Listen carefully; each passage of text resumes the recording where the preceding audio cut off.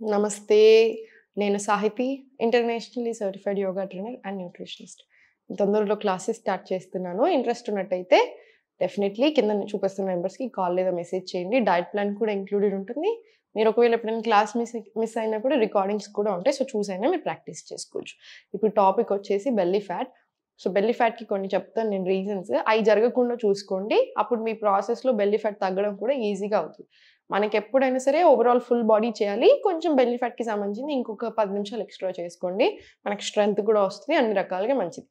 Late nights పడుకోవడము, late nights ఎక్కువ food తినడం కూడా one of the main reasons. And ఎక్కువ కార్బ్స్ తినడం. అన్నం తింటే చాలా మంచిది డెఫినెట్‌లీ ఈజీ టు డైజెస్ట్ అన్నీ. కానీ ఇంత అన్నం తిన్నారనుకోండి దానికి డబుల్ కూరలు తినేసేయాలి. కొంచెం సాలడ్ పెట్టుకోండి. బటర్ మిల్క్ తీసుకోండి లంచ్‌లో అయితే.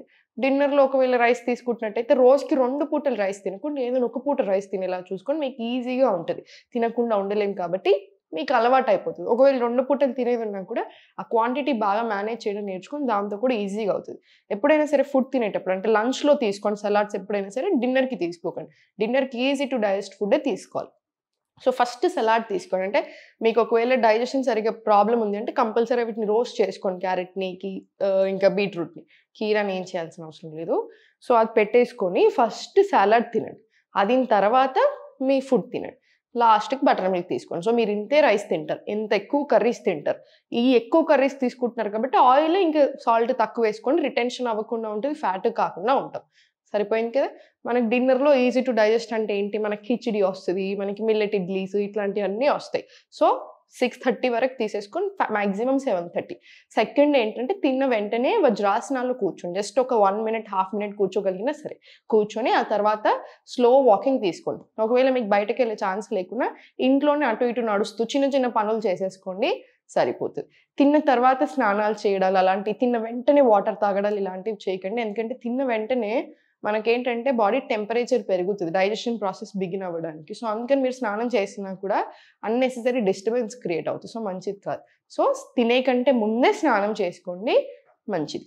వాటర్ కూడా అంతే. తినే హాఫ్ ఎన్ అవర్ ముందు తాగండి. మధ్యలో తింటాం కదా! తిన్నాక 1 అవర్ గ్యాప్ ఇయ్యాలి. బాగా ఇబ్బందయితే ఒక బుక్క తాగడం వేరు. కానీ ఒక గ్లాస్ అంతా లేపేయడం రోజు ప్రతి పూట వేరు.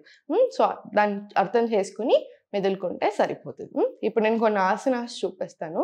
ఇవి రెగ్యులర్‌గా ప్రాక్టీస్ చేసుకోండి. దీంతో పాటు కంపల్సరీ ఫుడ్ మీద కూడా ధ్యాస పెట్టండి. ఇప్పుడు నేను చెప్పినవి ఫాలో చేయండి. మీకు చాలా డిఫరెన్స్ వచ్చేస్తది.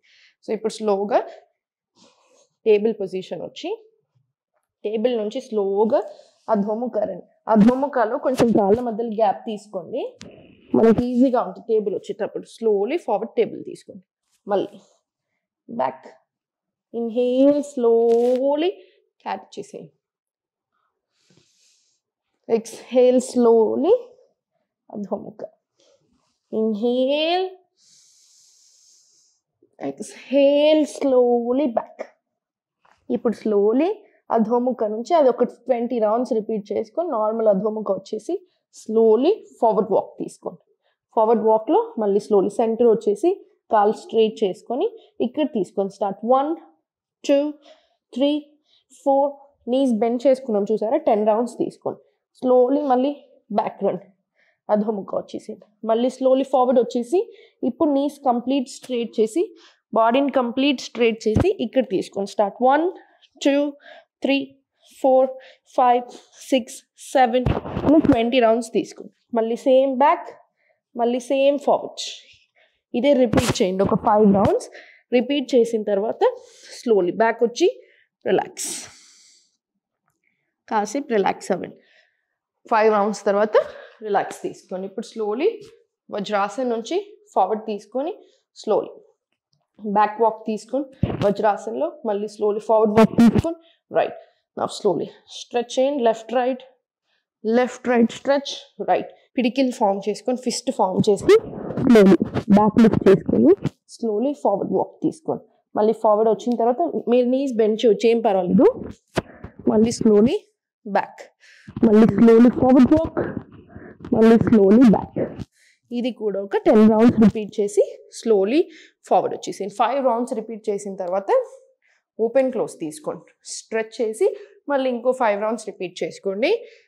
ఇప్పుడు స్లోగా ప్లాంక్ వచ్చేసి ఎంతసేపు ఉండగలుగుతారో అంతసేపు. మళ్ళీ రిలాక్సింగ్ చాలు. మళ్ళీ inhale forward plank, exhale slowly adho, మళ్ళీ inhale slowly forward plank, exhale child, inhale forward plank తీసుకోండి, ఎక్స్హేల్ అధోముఖ రండి, మళ్ళీ inhale forward to plank, exhale child.